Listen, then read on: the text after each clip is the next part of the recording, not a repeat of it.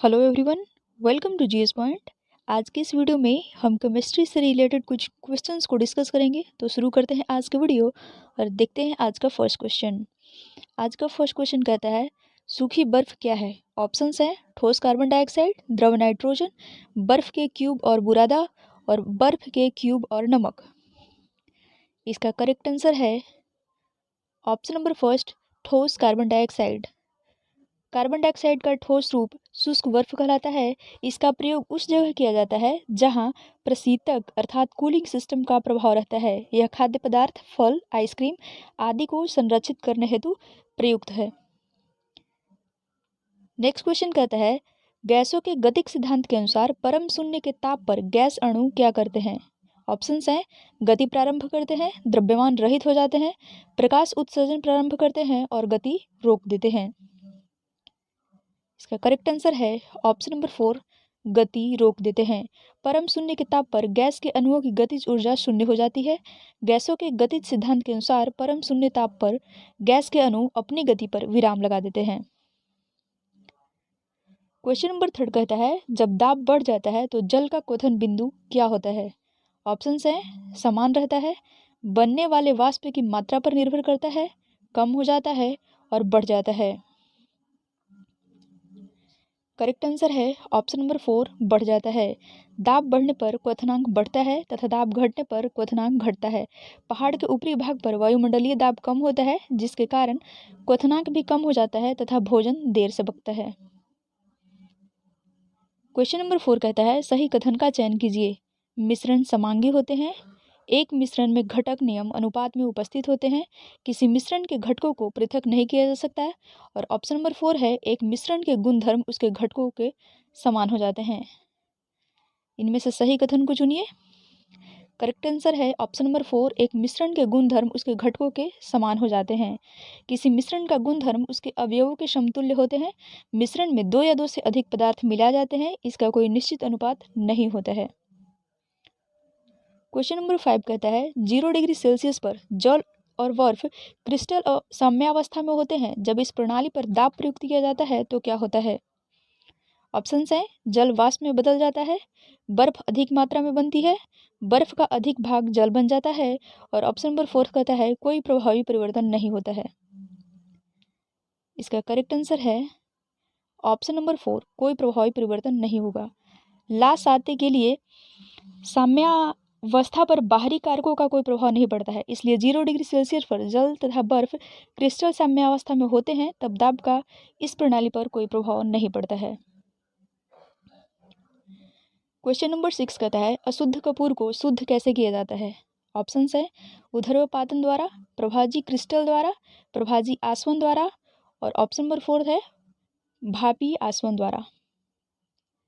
Correct answer है option number first, ऊर्ध्वपातन द्वारा। ऊर्ध्वपातज पदार्थ जब गर्म किए जाते हैं तब वे ठोस से सीधे गैस अवस्था में परिवर्तित हो जाते हैं। कपूर भी एक ऊर्ध्वपातज पदार्थ है, इसकी अशुद्धि दूर करने के लिए ऊर्ध्वपातन विधि का प्रयोग किया जाता है। देखते हैं नेक्स्ट क्वेश्चन। क्वेश्चन नंबर 7 कहता है, यदि आप स्थिर वायु में धूल कणों को देखने के लिए एक सूक्ष्मदर्शी का प्रयोग करें तो वह आपको हर समय इधर उधर चलते हुए दिखाई देंगे। इस परिघटना को क्या कहते हैं? ऑप्शंस है टिंडल प्रभाव, ब्राउनी प्रभाव, वितरण और परासरण। करेक्ट आंसर है ऑप्शन नंबर 2, ब्राउनी प्रभाव। वायुमंडल में धूल के कण हमेशा गतिशील रहते हैं, वे टेढ़ी मेढ़ी रेखा में गति करते हैं, इस गति को ब्राउनी गति कहते हैं। क्वेश्चन नंबर 8 कहता है, दूध को दही में परिवर्तित करने की प्रक्रिया क्या कहलाती है? ऑप्शंस हैं पाश्चुरीकरण, बसंतीकरण, खमीरीकरण और रैटिंग। करेक्ट आंसर है ऑप्शन नंबर 3, खमीरीकरण। दूध का दही में परिवर्तन होने की क्रिया खमीरीकरण कहलाती है। यह क्रिया कुछ जीवाणु की मदद से होती है। क्वेश्चन नंबर 9 कहता है, पानी से लोहा तथा मैग्नीज किस प्रक्रिया से हटाए जाते हैं? ऑप्शंस हैं वायु मिश्रण, क्लोरोनीकरण, निस्पंदन और चूना सोडा उपचार से। करेक्ट आंसर है ऑप्शन नंबर 2, क्लोरीनीकरण।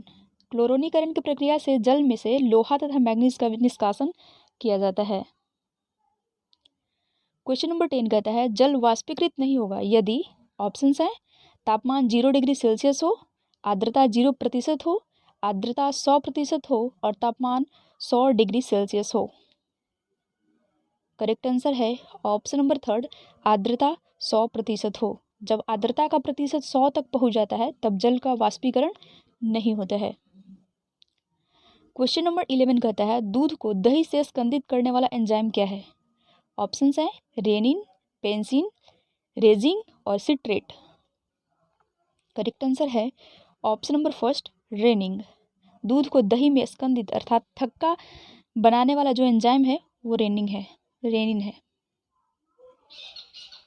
क्वेश्चन नंबर 12 कहता है निम्न में से जेल का उदाहरण कौन है? ऑप्शंस हैं पनीर, दूध, चेहरे की क्रीम और छौ क्रीम। करेक्ट आंसर है ऑप्शन नंबर 1, पनीर। दूध तथा क्रीम, पायस तथा जेली, पनीर, मक्खन इत्यादि जेल के उदाहरण हैं। क्वेश्चन नंबर 13 कहता है दूध कैसा विलयन है? ऑप्शंस हैं पायस, निलंबन, फेन और जेल। करेक्ट आंसर है ऑप्शन नंबर 1, पायस। क्वेश्चन नंबर 14 कहता है शुष्क बर्फ किसका ठोस रूप है? ऑप्शंस हैं अमोनिया, कार्बन डाइऑक्साइड, नाइट्रोजन और ऑक्सीजन। करेक्ट आंसर है option number 2, carbon dioxide. Question number 15 कहता है आयोडीन और पोटेशियम क्लोराइड के मिश्रण से आयोडीन को अलग कैसे किया जा सकता है? ऑप्शंस हैं अवसादन द्वारा, फिल्टरेशन द्वारा, ऊर्ध्वपातन द्वारा और आशवन द्वारा। करेक्ट आंसर है ऑप्शन नंबर 3, ऊर्ध्वपातन द्वारा।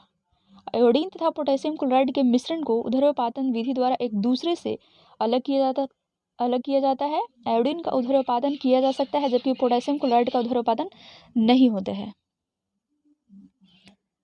क्वेश्चन नंबर 16 कहता है ठीक 0 डिग्री सेल्सियस पर जब कटोरी में रखे बर्फ और पानी में क्या परिवर्तन आएंगे? ऑप्शंस हैं सारी बर्फ पिघल जाएगी, सारा पानी बर्फ बन जाएगा, कोई परिवर्तन नहीं आएगा और थोड़ी सी बर्फ पिघल जाएगी। करेक्ट आंसर है सारा पानी बर्फ बन जाएगा। चूंकि जल का हिमांक 0 डिग्री सेल्सियस होता है इसलिए 0 डिग्री सेल्सियस पर रखा जल बर्फ में परिवर्तित हो जाएगा। क्वेश्चन नंबर 17 कहता है भौतिक परिवर्तन का एक उदाहरण निम्न में से कौन है?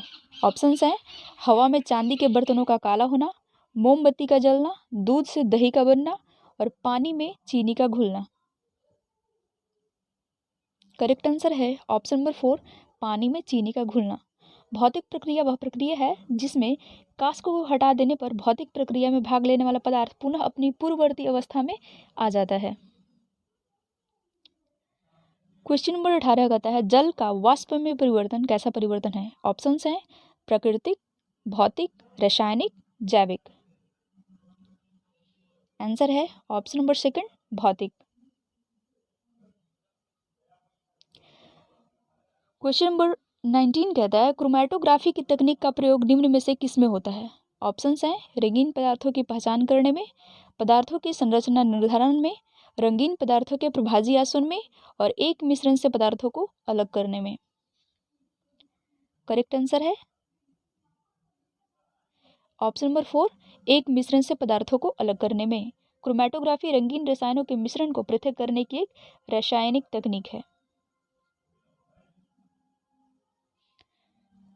क्वेश्चन नंबर 20 कहता है अशुद्ध जल से बड़ी मात्रा में पेयजल कैसे तैयार किया जाता है? ऑप्शंस है निर्लवणीकरण द्वारा, आचमन द्वारा, आयन आदान प्रदान द्वारा और निथार द्वारा। करेक्ट आंसर है ऑप्शन नंबर 1, निर्लवणीकरण द्वारा। निर्लवणीकरण द्वारा अशुद्ध जल से बड़ी मात्रा में पेयजल तैयार किया जाता है। तो ये था आज का वीडियो। अगर आपको वीडियो पसंद आए तो प्लीज़ इसे लाइक करिए, शेयर करिए और चैनल को सब्सक्राइब करिए।